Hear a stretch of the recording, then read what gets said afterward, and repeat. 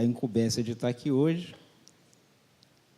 Como eu sabia que hoje era o retorno do grupo de vida, mandei mensagem para o pastor Edenilson perguntando para ele. E aí o Senhor me deu uma palavra aqui no coração. E aí eu trouxe alguns textos aqui para nós estarmos trabalhando nesta manhã. E aí eu queria que você abrisse sua Bíblia. O pastor Renê orou pela nossa vida aqui. Queria que você abrisse sua Bíblia, deixasse aberta ela em Atos 16. Deixasse ela aberta aí, mas eu vou ler um texto antes. Mas eu queria que você deixasse ela aberta em Atos 16. Vou ler um texto aqui antes.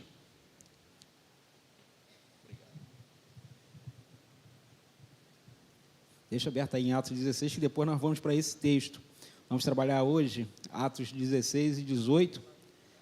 Mas eu queria ler um texto aqui antes, que hoje, como eu falei, é o retorno aí, a abertura dos grupos de vida em crescimento. E aí, nada no reino de Deus acontece por acaso. Eu cheguei aqui na igreja tem 15 anos. Fevereiro agora fez 15 anos que eu estou aqui na igreja Nova Vida. E quando eu cheguei aqui na igreja Nova Vida, o meu irmão obreiro da igreja, já trabalhando na igreja, eu perguntei para ele como é que funcionava a estrutura da igreja.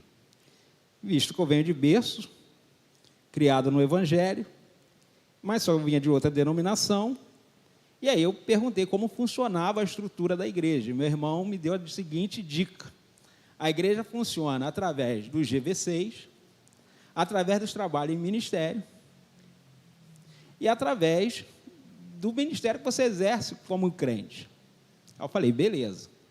E aí meu irmão me indicou um grupo de vida em crescimento que ficava na minha rua. Eu morava na rua 20 ali, na Gonçalves Ledo, e o grupo de vida era na mesma rua. Era só atravessar a rua principal ali e estava no grupo de vida.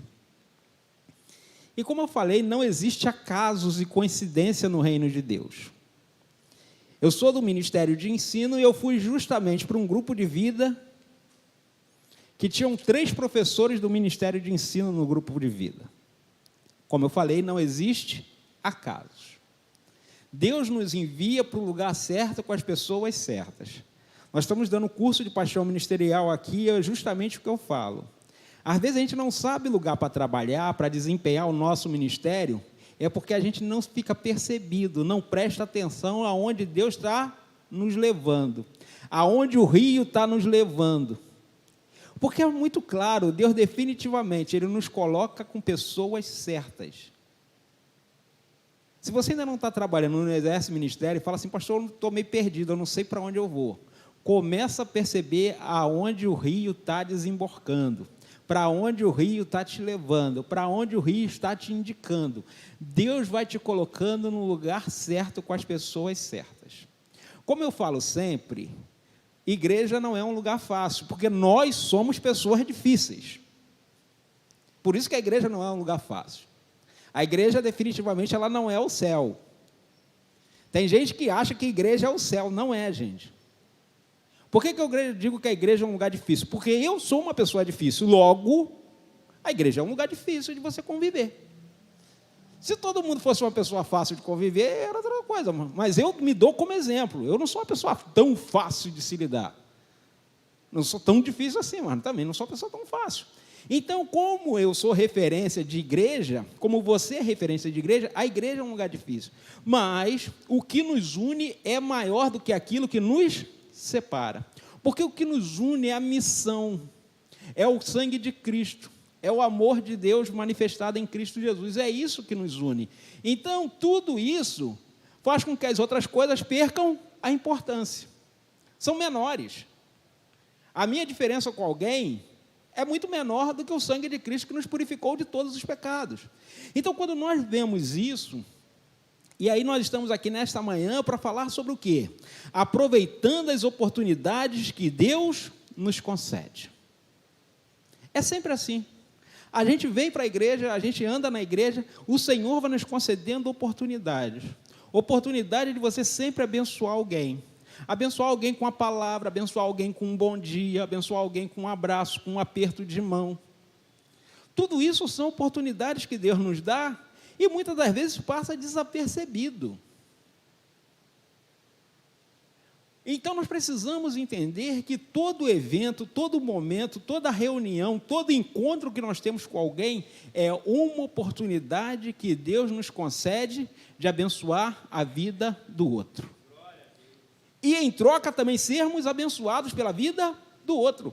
Porque sempre que eu abençoo alguém, eu também sou abençoado. Porque sempre é uma via de mão dupla. Eu não tenho como abençoar a vida de alguém sem antes ser abençoado. Não tem. Porque eu só posso dar aquilo que eu já recebi. Isso é um fato. Você só pode pagar uma conta se você receber alguma coisa. Senão você não tem como pagar. Então, sempre que eu vou dar alguma coisa, é porque Deus já me concedeu algo para mim poder passar para frente. Então, são sempre oportunidades que o Senhor vai nos concedendo de sermos instrumentos para abençoar pessoas. Então, dito isso, eu queria aí ler, aqui através do multimídia, a primeira carta do apóstolo Pedro, capítulo 4, é um texto que eu gosto muito. Eu coloquei ali na versão NVI, 1 Pedro 4, versículo 8 em diante, diz assim: sobretudo, ame-se sinceramente uns aos outros, porque o amor perdoa muitíssimos pecados. Sejam mutuamente hospitaleiros sem reclamação, cada um exerça o dom que recebeu para servir aos outros, administrando fielmente a graça de Deus em suas múltiplas formas. Se alguém fala, como eu estou fazendo aqui, por exemplo, faça com a força que Deus provê, de forma que em todas as coisas, Deus seja glorificado, mediante a Jesus Cristo, a quem seja a glória e o poder para todo sempre. Amém. Então, tudo que nós fizermos, nós precisamos fazer para a glória de Deus. Eu, às vezes, paro para ouvir algumas mensagens na internet, e algumas músicas também, que me dão arrepios. A música tem muitas coisas, tipo eu, você e pouco Deus. A música não tem a principal função do louvor, que é exaltar e glorificar a Deus. Quando a música tem muito eu e muito você e pouco Deus, significa que isso é qualquer coisa, menos um louvor.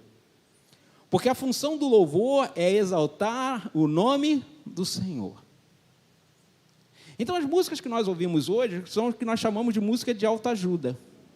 Ajuda você a sair do buraco, ajuda a te fortalecer, mas não serve a função primaz do louvor, que é exaltar e adorar aquele que vive para todo sempre. Eu vejo mensagens hoje, vejo muito poucas, porque não tenho paciência. E aí a gente entende como Paulo escreveu ao apóstolo Timóteo, que nos últimos dias, eles não aguentariam a sã doutrina, porque eles falam de tudo, menos da sã doutrina. Parece palavra de Deus, mas se você observar qual é o foco, é sempre eu e você, é sempre aqui, sempre no raso. A mensagem é sempre para eu vencer e você vencer. É sempre assim. Dizem que são pastores, mas não são pastores, porque a mensagem deles não exalta e glorifica o nome do Senhor. Então, o grande problema está aí. Então, nós, como Igreja do Senhor, responsáveis, séria, igreja neotestamentária, aquela que crê no poder do Evangelho, aquele que crê no poder do Espírito Santo agindo no meio da igreja, precisamos colocar Deus em primeiro lugar. É o Senhor quem age em nome da igreja, é o Senhor que age em favor da igreja. Se eu pregar uma mensagem baseada na minha experiência, na minha história, pode ser uma mensagem até boa, mas não é a mensagem que Cristo falou que traria fé. O apóstolo Paulo diz que a fé vem pelo ouvir e ouvir a pregação da palavra de Cristo. Não vem da pregação da palavra do pregador ali, da palavra do pregador, da função do pregador. Vem da palavra de Cristo, porque é essa palavra, é esse nome que tem poder, não é o nome da igreja. Então, quando nós observamos isso e aproveitamos a oportunidade de pregarmos o texto bíblico, eu sou um dos grandes defensores da mensagem que a gente chama de expositiva, que é você pegar o texto e expor ele, trabalhar ele, mostrar ele, falar das verdades que estão nele. Sou um dos grandes defensores disso. Por que essa é a melhor mensagem do mundo? Porque essa é a mensagem bíblica. Eu não estou falando de mim, eu não estou falando da minha experiência, eu estou falando do texto, mostrando o que o texto quer dizer para mim e para você. Então, quando nós fazemos isso, nós aproveitamos a oportunidade de exaltarmos e glorificarmos o nome do Senhor, é o que o apóstolo Pedro fala aqui. Tudo que nós fizermos, seja para a glorificação do nome do Senhor. Então, você, quando serve aqui na casa do Senhor, seja em qual área for, você tem que fazer para que o nome do Senhor seja glorificado através do seu ministério. Mesmo que esse ministério seja você orar lá na sua casa, Deus tem que ser glorificado nisso. Mesmo que seu ministério ninguém nem perceba que você exerce, mas tem que ser para glorificar o nome de Deus. Então é sempre assim, tudo que eu faço no reino precisa glorificar e exaltar o nome do Senhor, porque senão perde a função, perde o objetivo primário de que o nome de Deus em tudo seja glorificado e exaltado. Então, quando eu aproveito as oportunidades de estar abençoando a vida de alguém, com alguma coisa que eu faço, com o favor que eu faço a alguém, quando eu recebo alguém, quando eu vou lá apertar a mão de alguém, quando eu vou dizer seja bem-vindo a alguém que está nos visitando, quando eu faço isso, eu estou aproveitando as oportunidades que Deus está me concedendo de abençoar a vida de outras pessoas. Eu não gosto de perder essas oportunidades. Porque quando nós fazemos isso, definitivamente, nós fazemos aquilo que Cristo fez. Cristo dava atenção às pessoas. Tem uma mensagem que eu gosto muito, que é de Jesus Cristo, quando ele cura aquele deficiente físico, né? A gente estava falando disso hoje, lá de Cafarnaum. E aí diz que Jesus estava ensinando dentro de uma casa. O homem é colocado diante de Jesus pelo telhado, Jesus cura aquele homem, há uma grande manifestação do poder de Deus, as pessoas começam a glorificar a Deus, começam a exaltar a Deus, mas diz que Jesus voltou a ensinar. Ou seja, o sucesso não muda a agenda de Jesus. O crescimento não muda a agenda de Jesus. Jesus, quando ele era uma pessoa só, ele ensinava. Jesus, quando estava com a mulher samaritana, ele estava ensinando. Jesus, quando estava com uma multidão, com mais de 10 mil pessoas, ele estava ensinando. O sucesso, a fama de Jesus que ia crescendo, não mudava o que ele fazia. Então, quando nós estamos no reino de Deus, nada pode mudar a nossa agenda, nada pode mudar quem nós somos. Às vezes a pessoa cresce um pouquinho, aí parece que mudou. Não, gente, ninguém muda, a pessoa se revela. Parece humilde quando está aqui, começa a ficar soberbo. Não, ele sempre foi soberbo, ele só não tinha poder, porque o poder, ele não transforma ninguém, ele só revela quem a pessoa é. Então, quando eu sirvo com amor, independente se eu estou servindo alguém menor ou maior do que eu. Tem um ditado que diz, se você quer conhecer alguém, veja como ele trata os inferiores da posição que ele tem. Se ele trata igual, aí ele trata os superiores, aí sim, ele é aquela pessoa. Mas se ele trata diferente, ele é essa pessoa que está tratando os inferiores, ele é aquilo, ele não é como está tratando os superiores. Porque o superior você sempre trata melhor, por quê? O cara pode te mandar. Então, isso é fazer igual no reino de Deus, é servir observando a multiforme graça de Deus, administrando isso que Deus nos dá. E é isso que o grupo de vida faz, o grupo de vida cuida das pessoas.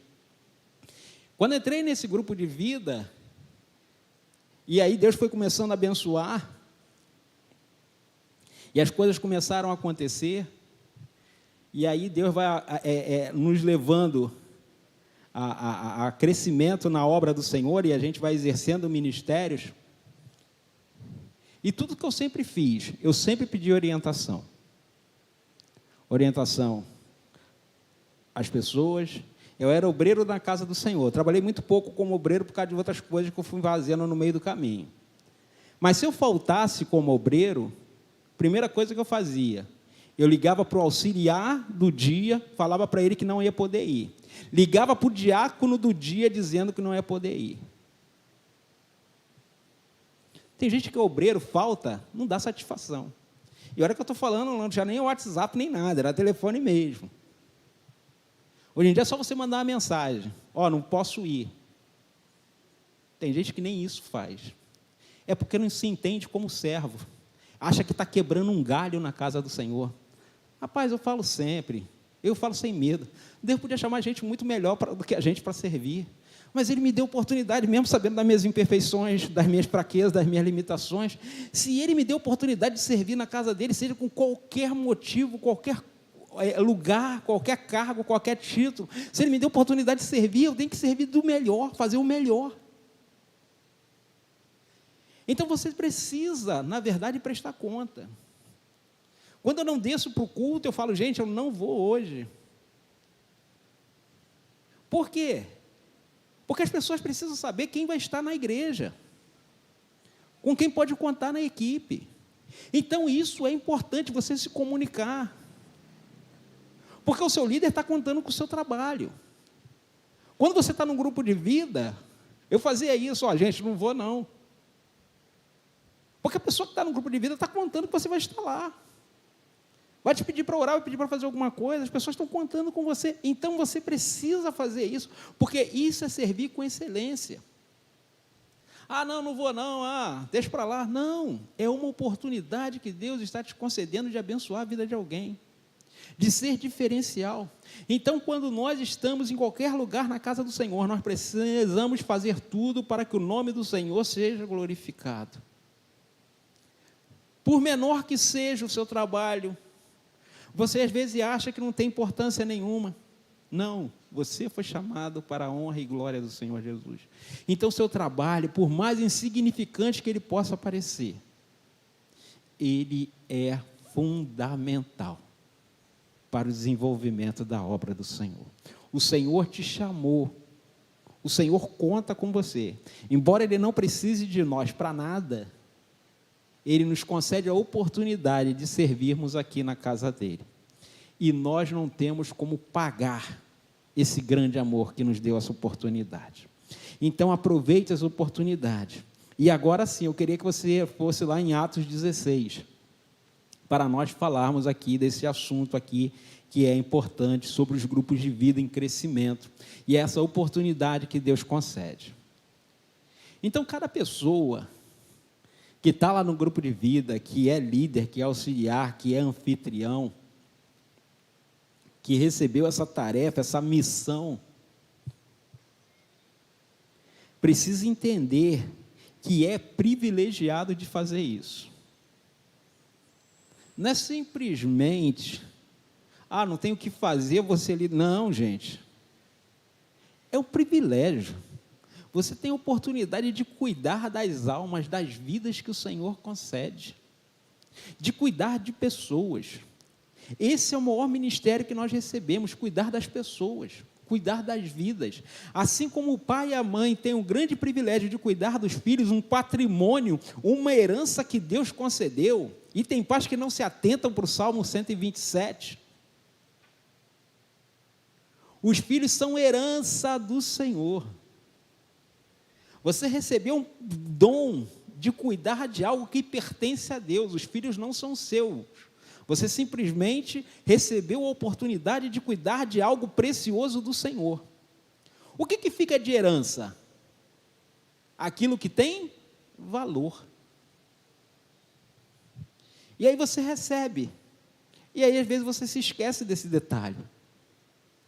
Então, quando nós recebemos alguma coisa, alguma tarefa, alguma missão no reino de Deus, nós devemos zelar por isso, fazer por isso. E é como eu digo sempre nas aulas do curso de paixão ministerial, tem um levantamento lá, e às vezes a pessoa fica assim, rapaz, eu vou fazer esse levantamento. Tem algumas perguntas aqui, aí tem uma nota que você dá 0, porque você não faz aquilo, né? Você não desenvolve aquilo. E aí teve gente que falou assim, pastor, não vou colocar 0 não, porque eu fico constrangido de colocar 0. Não, gente, não é constrangimento não. Tem coisas na igreja que eu não sei fazer. Tem coisas na igreja que eu não consigo fazer, que eu não tenho capacidade para fazer. Mas tem outros que fazem. Não conseguem fazer, de repente, o que eu faço. E eu não faço, de repente, o que ele faz. Mas isso é a multiforme graça de Deus. Eu faço um pouco, o Rose faz um pouco, o diácono Romildo faz um pouco, a irmã Elizabeth faz um pouco. E esse pouco que cada um de nós fazemos aqui no reino de Deus, faz a obra completa. Então, tudo que você faz no reino de Deus, cada peça que você move no reino de Deus é essencial. Se você abre sua casa, tem essa possibilidade de abrir sua casa para receber um grupo de vida, mas pastor, eu só vou doar minha casa, eu só vou abrir a minha casa, é só isso que eu vou fazer? Aqui no verso 9, coloca o verso 9 de 1 Pedro, por favor. Ele fala assim, sejam mutuamente hospitaleiros. O levantamento de dons espirituais tem lá, hospitalidade, isso é um dom do Espírito Santo. Isso é um dom que o Espírito Santo dá a algumas pessoas, que tem essa capacidade de receber bem, de receber em nome do Senhor, de ser agradável, de você estar na casa da pessoa e você se sentir um rei, de tão bem recebido que essa pessoa te faz. E não é porque a casa é grande, é chique, tem um sofá maravilhoso, não, é a pessoa, é a essência que o Espírito Santo colocou nessa pessoa para te receber. Às vezes a casa é humilde, o sofá é duro, às vezes não tem nenhum sofá, a cadeira está lá, você senta e você parece que está num trono, de tão bem recebido que você é, porque é essa a essência de você ser hospitaleiro. Então você que é anfitrião, você que recebe as pessoas, você que prepara a sua casa, você que doa o seu tempo para estar recebendo as pessoas, você é uma peça fundamental no grupo de vida, você é uma peça fundamental no reino de Deus.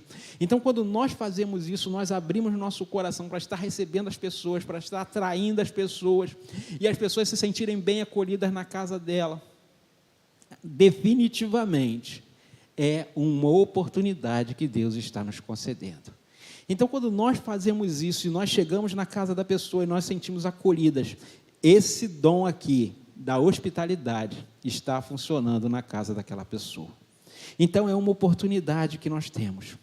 E aí o apóstolo Paulo, ele nas suas viagens missionárias, ele está lá junto com Silas, está junto com Lucas em alguns momentos, está junto com Timóteo em outros. Cada companheiro de viagem vai variar ali de situação para situação. Se você ler a carta, o livro de Atos, você percebe na fala de Lucas, narrando algumas coisas, em alguns momentos ele fala assim, eles estavam, em alguns momentos ele vai dizer, nós estávamos, que em alguns momentos ele é parceiro de viagem de Paulo, em alguns momentos ele está relatando a viagem de Paulo. Então, em alguns momentos ele está só narrando, falando daquilo que ele ouviu, outras vezes ele está falando daquilo que ele presenciou. Então você vê essa dinâmica mudando no livro de Atos, que em alguns momentos ele está presente como parceiro e companheiro de viagem, em alguns momentos ele só está narrando os eventos que Paulo depois falou para ele. E isso é importante para nós. E aí nós vemos aqui, e aí lá no livro de Atos, nós temos aqui a nossa pergunta: como aproveitar as oportunidades que Deus me concede? Como fazer isso, pastor? Como líder de grupo de vida eu posso fazer isso? Como membro do grupo de vida eu posso fazer isso? Como alguém participante da igreja eu posso fazer isso? Como alguém que desenvolve algum ministério na igreja, eu posso fazer isso? Como eu posso aproveitar as oportunidades que Deus está me concedendo? No livro de Atos, capítulo 4 e 5, diz assim: nas cidades onde passavam, transmitiam as decisões tomadas pelos apóstolos e presbíteros em Jerusalém, para que fossem obedecidas, e assim as igrejas eram fortalecidas na fé e cresciam em número cada dia. Paulo está na segunda viagem dele. Paulo está viajando, fez a primeira viagem, aonde plantou igrejas, e igrejas que já havia, ele foi lá discipular essas igrejas. E aí, na segunda viagem, ele está fazendo esta viagem, e aí ele vai transmitir as decisões que foram tomadas pelos apóstolos da igreja, pelos presbíteros da igreja, pela liderança da igreja, e ele vai transmitir isso. E quando ele faz isso, as pessoas obedeciam. E o que acontecia ali? Havia grande crescimento em número. Então, para a igreja crescer, para a igreja desenvolver, precisa haver obediência. Então, como eu posso aproveitar as oportunidades que Deus me concede? Seja obediente às orientações da liderança da igreja. Mas eu acho que é melhor fazer assim: seja obediente à liderança da sua igreja. Mas, pastor, eu acho que assim fica melhor. Seja obediente à liderança da sua igreja. Não sou eu quem estou falando, não. É o texto quem está falando. Ele ia falar aquilo que os apóstolos falaram, que os presbíteros de Jerusalém falaram, para que fossem obedecidas. Assim as igrejas eram fortalecidas. Iam ser, não, eram. Quando isso acontecia, as igrejas eram abençoadas. As igrejas cresciam e se multiplicavam. Porque havia obediência. Sem obediência não há crescimento. Então, a oportunidade que Deus nos concede de obedecermos à liderança é um dos primeiros passos para que a igreja cresça. E cresça de forma sadia. Porque tem igrejas que incham. Ela está grande ali, está inchada. Tem igreja que tem 1000 membros, mas não tem 100 trabalhadores. Tem alguma coisa errada.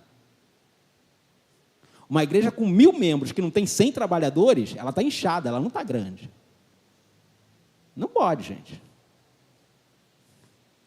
Porque qual é a função do crente? Servir no reino. Você tem 1000, só 100 serve? Isso não é crescimento, isso é inchaço. Porque a função do crente é servir. Ninguém foi chamado para um reino para ser nobre, porque rei só tem um. Todos os outros são servos. Quer aqui, quer no céu.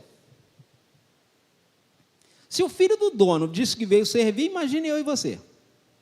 Então, quando nós como igreja obedecemos à liderança, obedecemos às pessoas, obedecemos às orientações, há crescimento na igreja. Então, a primeira coisa que nós podemos ver, com aproveitar as oportunidades que Deus concede, seja obedientes à liderança da igreja. Olhe as orientações que estão sendo dadas, como está sendo dada, faça aquilo que está sendo recomendado. Amém? Segundo passo aí, como aproveitar as oportunidades que Deus nos concede? Está aí no versículo 9 e 10 de Atos 16. Durante a noite, Paulo teve uma visão, na qual um homem da Macedônia estava em pé e suplicava: passe a Macedônia e ajude-nos. Depois que Paulo teve essa visão, preparamos-nos imediatamente para partir para a Macedônia, concluindo que Deus nos tinha chamado para lhes pregar o Evangelho. Está vendo que Lucas está usando aqui o quê? Nos. Ou seja, ele estava presente. Ele estava presente neste momento. Então você vê que em alguns momentos vai acontecer essa dualidade aqui. Ele vai dizer nós, eles. Sempre aqui vai haver essa mudança. Sempre que ele usar a expressão eles, ele está só narrando. Quando ele fala nós, nos, é porque ele estava presente naquele evento. Então nós vemos aqui que ele está dizendo aqui, Paulo teve uma visão, e ele entendeu que Deus estava chamando para pregar o Evangelho agora, não mais na Ásia Menor, onde ele estava indo na primeira viagem. Agora eles foram para a Europa. A Macedônia ali era a entrada da Europa, aonde Deus chamou Paulo para pregar através de uma visão. Então, a segunda coisa aí, para nós termos, para aproveitarmos as oportunidades que Deus nos concede, esteja sensível à voz de Deus. Então, a segunda coisa para você aproveitar as oportunidades que Deus está lhe concedendo, seja sensível à voz de Deus. Fica percebido daquilo que Deus está falando a você. Preste atenção nos detalhes do que Deus está falando. E Deus fala através da sua palavra, através das pessoas e através das circunstâncias. É como eu falei, quando eu fui para um grupo de vida definitivamente, que tinha 3 professores do Ministério de Ensino, eu falei, opa, isso não é coincidência, gente. Isso não é por acaso. Deus está me direcionando para o ministério que eu já sabia que tinha, mas Deus estava me direcionando definitivamente, confirmando aquilo que eu fui chamado para fazer. E é assim que acontece. Quando nós estamos sensíveis à voz de Deus, a gente começa a perceber que quando Deus vai nos impulsionando a algo, a fazer algo, Ele vai confirmando na trajetória com as pessoas no nosso caminho. As pessoas vão sendo encaixadas, vão sendo colocadas na nossa vida. Aí, às vezes, vem aquele medo, mas, rapaz, eu não me vejo preparado para isso. Isso é normal, faz parte. A crise no chamado faz parte. Quando não tem crise no chamado, quando a gente é chamado, há crises. Com o passar dos anos, essas crises vão diminuindo, porque você começa a entender Deus falando. Eu hoje sou pastor, mas eu com 30 anos, se você dissesse assim, você vai ser pastor, sabe o que eu ia falar para a pessoa? Eu ia falar, você precisa tomar um remédio, precisa ir lá no psiquiatra, pedir um remedinho a ele. Definitivamente, você está surtado. Sério, gente. Não tinha a menor perspectiva de fazer parte do ministério pastoral. A minha vida era outra, meus interesses eram outros, os meus pensamentos eram outros. Eu buscava outros interesses. Servia ao Senhor? Sim. Mas não tinha nenhuma perspectiva disso. O passar do tempo, Deus foi fechando algumas portas, Deus foi fechando algumas situações, Deus foi me impedindo de estar em alguns lugares. Aí o negócio começou a funilar até que eu entendi que Deus estava me chamando para o ministério pastoral. Mas quando definitivamente eu era de um ministério de louvor e Deus falou para mim, eu não te quero aí, aquilo gerou uma crise. Para mim foi como se Deus tirasse o chão de mim e eu caísse. E aí eu perguntei ao Senhor, o Senhor não me quer aqui, então o que eu vou fazer? E foi um lance muito engraçado, né? Eu comecei a ouvir mensagens falando sobre Davi. E aí, Davi, eu falei, mas o que Deus quer? Será que Deus me ungiu para ser rei? Eu falei, não é isso não.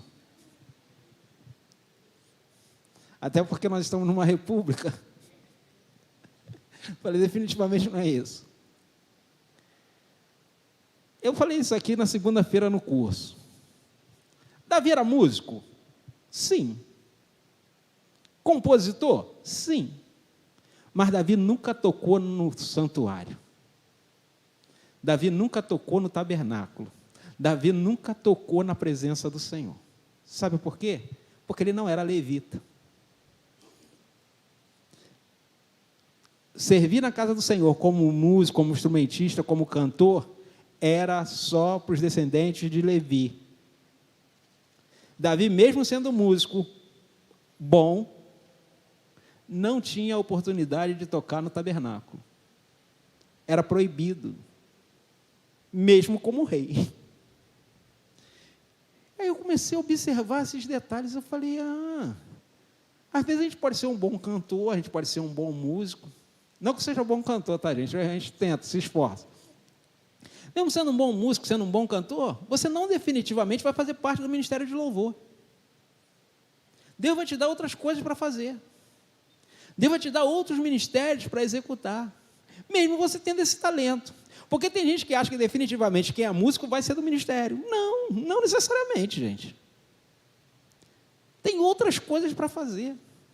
Tem outros ministérios, porque como nós lemos lá em Pedro, a multiforme graça de Deus, ela se manifesta de formas múltiplas. Tem músico que fala assim, eu só sei fazer isso. Sinto muito, mas você vai para o inferno. Que isso, pastor? Parábola dos talentos. Aquele que ficou com um talento só, o que aconteceu? O que aconteceu? Foi para o inferno. Você tem que multiplicar aquilo que você tem. aquilo que você faz, é uma obrigação sua. Quanto mais eu sirvo, quanto mais eu me apresento no ministério, quanto mais eu me apresento no serviço, Deus vai multiplicando os talentos, Deus vai multiplicando os dons. Se você faz só uma coisa, você precisa rever o que você está fazendo. Você precisa fazer mais. Porque a função de toda célula é multiplicar. Uma célula que não multiplica, ela morre. E morte não tem nada a ver com Deus. Deus é o Deus da vida. Ele é o Senhor da morte, mas Ele é o Deus da vida. Então, nós precisamos entender que nós temos chamados. Então, quando nós aproveitamos a oportunidade, estamos sensíveis à voz de Deus, Deus vai nos colocando no lugar certo, com as pessoas certas.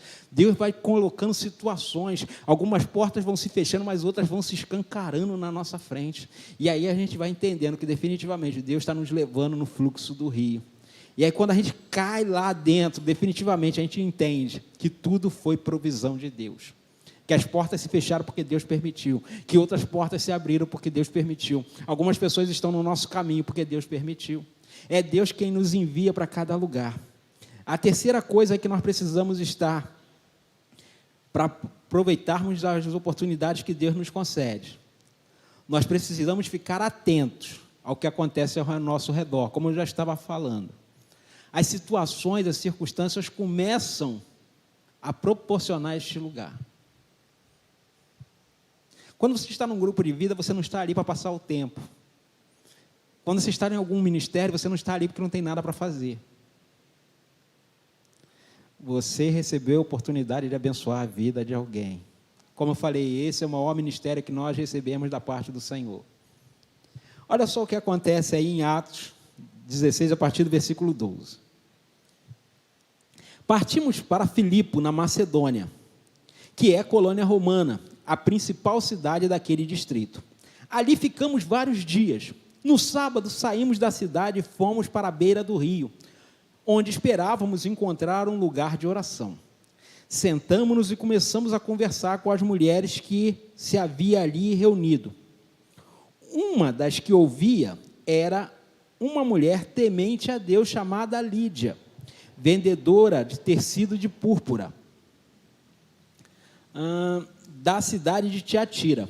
O Senhor abriu o coração para que atendesse a mensagem de Paulo.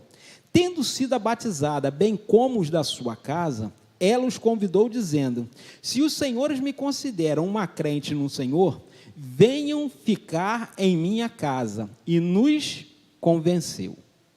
Então, olha só. Paulo está na cidade ali. Ele foi para Macedônia, estava na cidade de Filipe. Filipe é uma cidade muito importante. Filipe é uma cidade que é em homenagem ao rei Filipe, pai de Alexandre o Grande. E a Lídia, era vendedora de púrpura. A púrpura era um tecido raro na época. A púrpura era basicamente vendida a preço de ouro. 1 quilo de púrpura valia 1 quilo de ouro. Para você ter uma ideia de como o material era diferenciado. Aqui não está dizendo, mas pelo fato de Lídia trabalhar com púrpura, ela era uma mulher de posses. Que até para você trabalhar no ramo, você tinha que ter recursos. Para ter acesso a esse material, só quem tinha posses. Aí, como já diz os americanos, dinheiro gera dinheiro. Dinheiro faz dinheiro. Então, definitivamente, Lídia era uma mulher diferenciada, era uma mulher de posses. Ela, como diz o texto, ela não era de Filipe, ela era de outra cidade, de Tiatira, era uma cidade distante. Eu não consegui exatamente a distância ali, mas eram lugares diferentes. Aqui nós estamos na Europa, Tiatira está na Ásia Menor. E aí diz que o Senhor abriu o coração para atender a mensagem de Paulo. Não foi o discurso de Paulo, não foi a mensagem de Paulo, não foi a pregação de Paulo. Foi Deus quem abriu o coração de Lídia.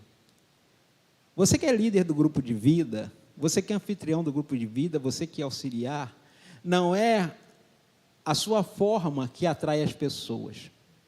Não é o seu carisma que atrai as pessoas. é Deus que atrai as pessoas.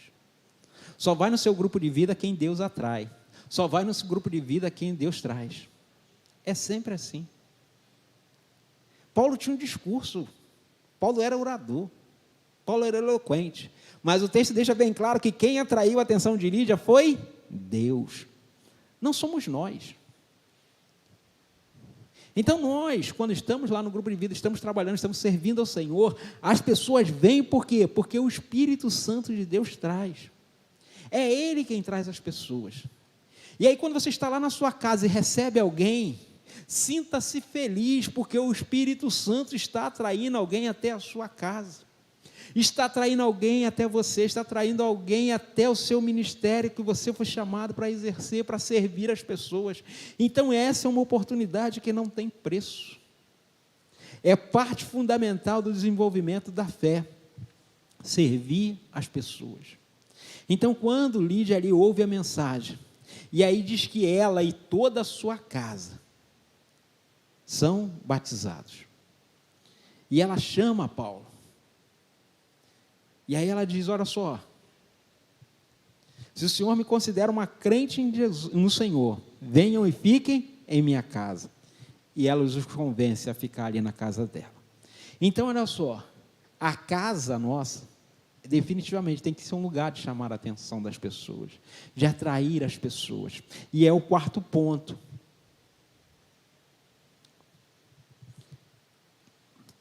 Depois dessa experiência de Paulo lá com Lídia aqui na casa dela, eles são surpreendidos por uma jovem adivinha, que começa a falar uma verdade, mas que tem um espírito de engano sobre ela.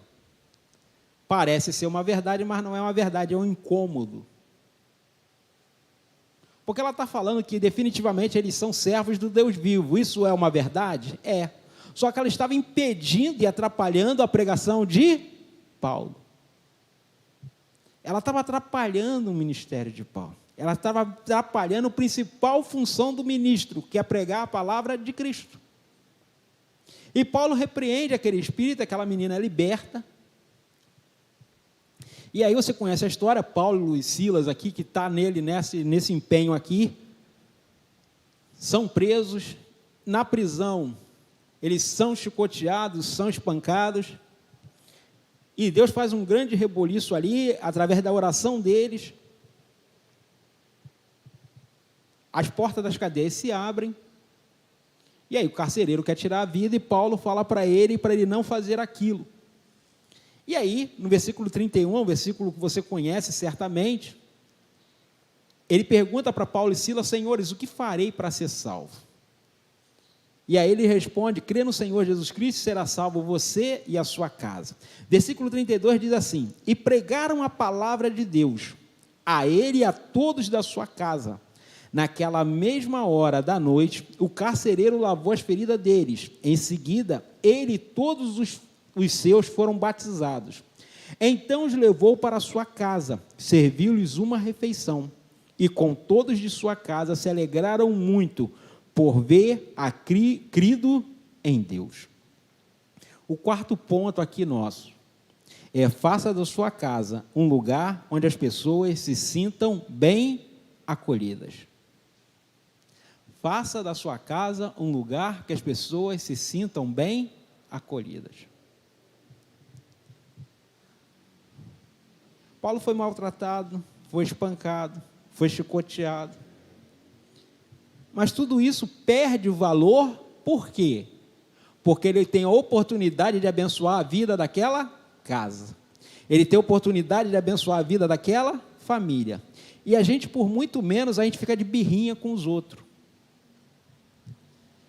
Imagine você ser injustiçado, preso, chicoteado, maltratado. Aí Deus faz um milagre para você a seu favor. Você vai na casa do cara orar?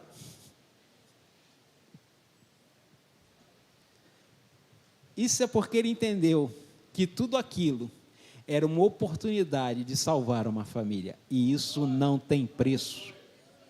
Todas as coisas precisam perder valor diante da oportunidade de abençoar alguém. Todos os meus achismos precisam perder valor diante da oportunidade de abençoar a vida de uma família. Então, quando Paulo faz isso, e ele vai para aquela casa, e o carcereiro feliz, e aí no versículo final, aí no 34, diz: lhe serviu uma refeição com todos da sua casa, e se alegrou muito por haver crido em Deus. A alegria do carcereiro era porque todos da casa dele creram, como o apóstolo Paulo falou: crê no Senhor Jesus e será salvo tu e a tua casa. Ele creu na palavra e definitivamente aconteceu. Todas as sequelas, todas as feridas deles perderam importância, porque o mais importante no nosso ministério é abençoar a vida de alguém, é abençoar a casa de alguém. Isso é para todo crente, isso é para o grupo de vida, isso é para o seu ministério, isso é para mim, isso é para você. As coisas perdem valor, as palavras perdem valor, as conversas paralelas, as fofoquinhas, tudo perde valor diante da oportunidade de abençoar a vida de alguém. Então a gente precisa aprender a observar a palavra e ver como tudo está acontecendo à nossa casa, à nossa volta. Versículo 40, depois de toda essa situação, os magistrados da cidade viram que cometeram lá um ato arbitrário e mandam soltar Paulo. Aí Paulo usa do direito a seu favor. Paulo fala: para me prender, para me espancar, faz tudo às claras, tudo em público. Agora, para me soltar, quer me soltar de noite escondido? Não. Eles que venham aqui na frente de todo mundo, eles não fizeram a situação? Agora que não me humilharam? Vem aqui e me exalte agora. Aí toda essa situação ali, há uma mudança. E aí no versículo 40, depois de saírem da prisão, Paulo e Silas foram para onde?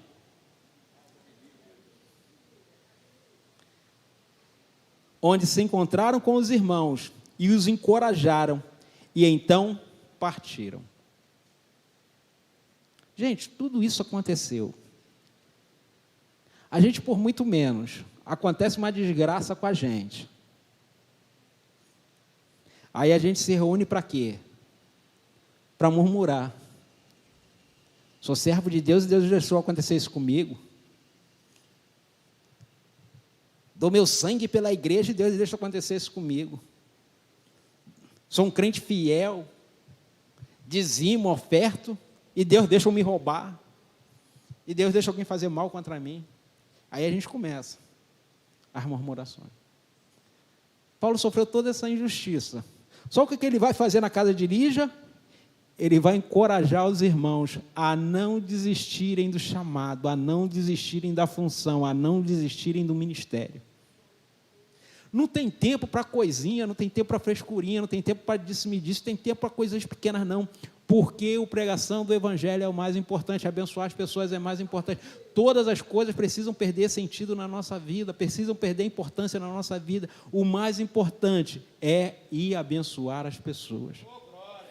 Então, a quinta aplicação aí para nós, que a sua casa, a minha casa, seja um lugar que as pessoas queiram voltar. Paulo foi bem recebido na casa de Lídia. Ele sai da prisão e quer ir para onde? Para a casa de Lídia. Porque definitivamente aquela casa é uma casa que recebe bem. Aquela casa é uma casa que acolhe bem. Aquele lugar é um lugar que acolhe bem. Estou vendo a irmã ali, está nos visitando, ela está ali atrás. Ela esteve aqui na quarta-feira, está vindo hoje. Então significa que ela foi bem acolhida, porque está voltando. É assim. Se você receber bem, se você acolher bem, se você exercer bem o seu ministério. Às vezes a gente é só obreiro da casa do Senhor, mas se a gente receber bem, se a gente cuidar bem, se a pessoa se sentir bem acolhida, ela volta. Porque é assim que precisa funcionar. Então, quando a gente exerce o nosso ministério, parece pequeno, parece uma coisa insignificante. Mas a sua casa vai ser uma casa de acolhimento, as pessoas vão voltar na sua casa. Eu, esses dias, fui pregar lá na igreja da minha tia, na semana passada, no sábado passado. Foi aniversário de 80 anos da minha tia, tive a oportunidade de estar ministrando uma palavra lá, e estava falando. A casa da minha tia é uma casa média. Tinha 3 quartos, mas só funcionava 2. E aí eu estava lembrando. E eu estava tentando fazer as contas, mas não conseguia. Eu contei que ia mais ou menos uns 20 sobrinhos para a casa da minha tia.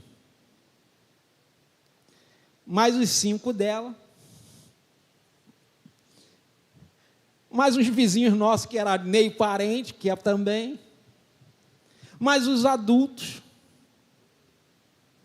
Devia dar umas 35 pessoas por aí, gente. Numa casa de 2 quartos, uma sala e uma cozinha. E um banheiro.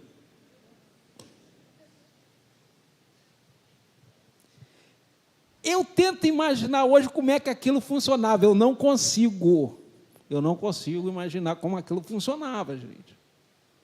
Como dava aquele povo todo dormindo, indo no banheiro e tudo, escovando os dentes, tomando banho. Eu não consigo hoje me visualizar naquela situação. Mas era uma casa que todo mundo queria ir.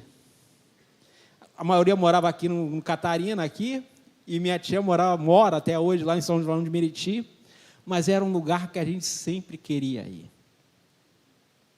Porque era uma casa que acolhia bem. Era uma casa que a gente sempre queria estar. Porque é isso que a nossa casa precisa ser. É isso que o nosso local precisa ser. Eu digo sempre que isso aqui eu falo para mim, gente, que eu sou um péssimo anfitrião. Eu sou um péssimo hospitaleiro. Mas a nossa casa precisa de um lugar que as pessoas gostem de ir, que gostem de ficar, que gostem de ser bem acolhidas e bem recebidas. Então, nós precisamos entender isso. E aí, para nós terminarmos, queria que você fosse lá em Atos 19, mais um pouquinho à frente.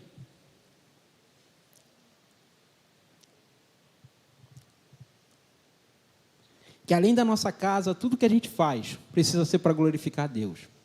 Paulo estava na casa, tanto do carcereiro quanto na casa de Lídia, mas também, falando de grupo de vida, tem outros lugares da nossa vida que pode ser um lugar de bênção também. E aí, Atos 19, versículo 8, diz assim: Paulo entrou na sinagoga e ali falou com liberdade durante 3 meses, argumentando convincentemente acerca do reino de Deus. Mas alguns deles se endureceram e recusaram a crer, começaram a falar mal do caminho. Caminho aí é o evangelho, tá? Ele está com um C maiúsculo lá, esse aí é o evangelho, diante da multidão. Paulo se afastou deles, tomando consigo os discípulos, passou a ensinar diariamente na escola de Tirano.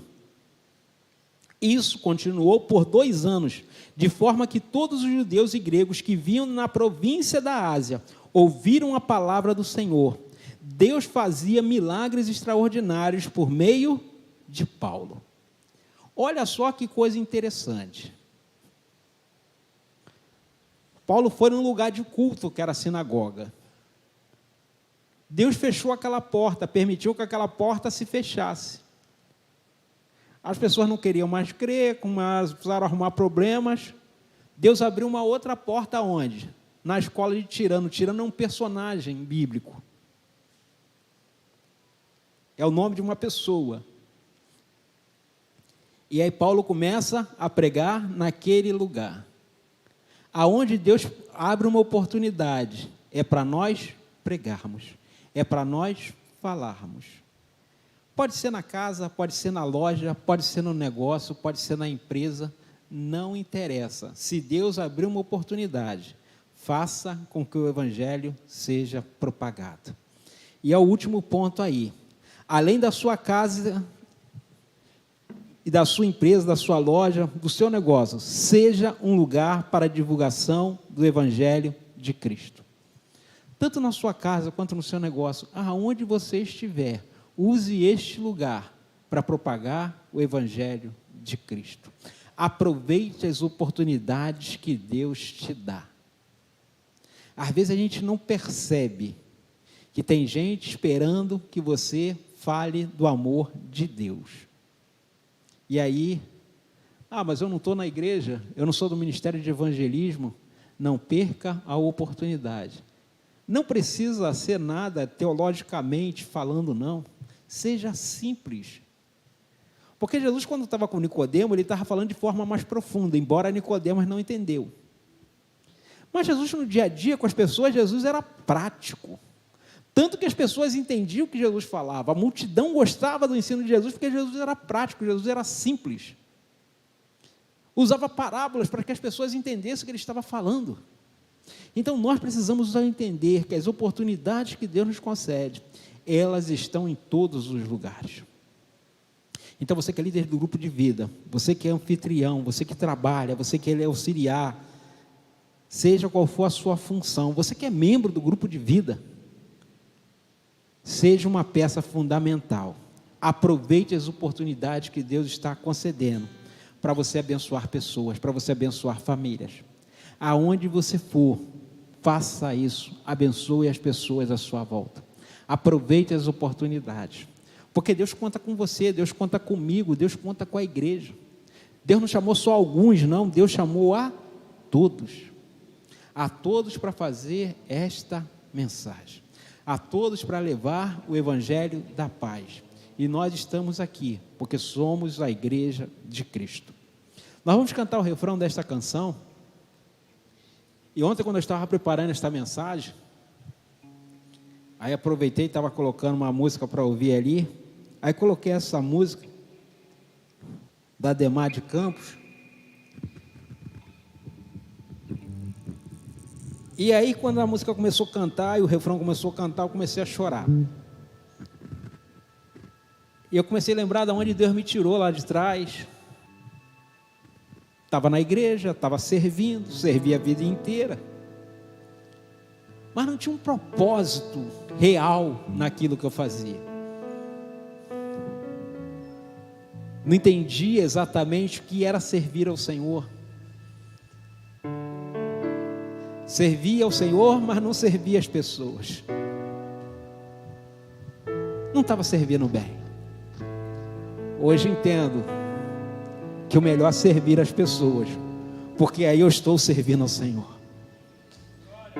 Entendi o significado do serviço, o significado de abençoar a vida das pessoas. Então, sempre que tem oportunidade para abençoar a vida de alguém, a gente faz isso. Queria que você se colocasse de pé e aí ficasse atento nesses dias às oportunidades que Deus vai te dar para você servir a Ele com qualidade, para você servir